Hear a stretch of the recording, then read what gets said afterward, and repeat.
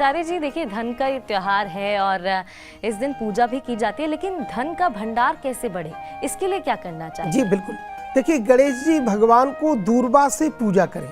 और दूर्वा कई बार सहस्त्रार्चन होता है, तो 1000 दूर्वा के जो वृक्ष हैं उनको दल बोलते हैं, एक वृक्ष को, तो उससे दल करे, पूजन करे, किसी अच्छे ब्राह्मण को बुला करके एक गणेश जी का सहस्रनाम पाठ कराए। तो उसमें जैसे मंत्र है तो इसी तरह दूर्वा एक एक चढ़ाएं।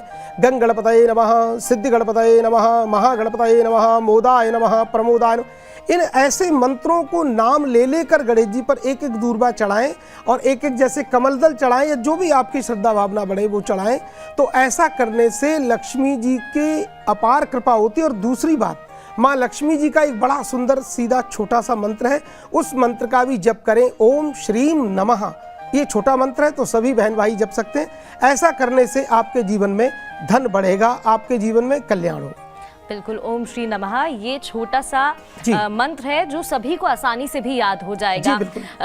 आचार्य जी, ये भी जानना चाहूंगी, धन दोष होता है, कई लोगों की जिंदगी में होता है लेकिन वो समझ नहीं पाते। अगर धन दोष है तो उसे कैसे दूर किया जाए और ऐसे में क्या उपाय ठीक रहते हैं? देखिए, धन दोष के लिए अपने घर को बहुत ही पवित्र रखें, अपने घर का वातावरण बहुत अच्छा रखें, घर में कई बार क्लेश नहीं करें। और दूसरी बात, आज के दिन धनत्रयोदशी के दिन और गणेश जी, लक्ष्मी जी, कुबेर भंडारी जी की एक साथ पूजा करें और माँ लक्ष्मी को कमल गट्टे से पूजा करें। तो लक्ष्मी को भी वही मंत्र है, श्रीम श्रीयै नमः, लक्ष्मीयै नमः।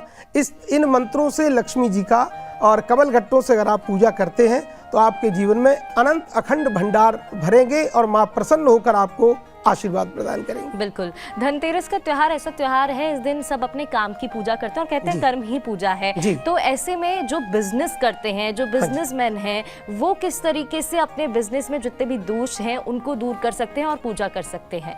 देखिए, कई बार लोगों को ऐसे प्रश्न होते हैं लोगों के, और लोग इस बात को बहुत घबराते हैं। लोगों का चलता हुआ बिजनेस कई बार ठप हो जाता है, डूब जाता है, कई बार लोग पैसे लेके नहीं देते हैं।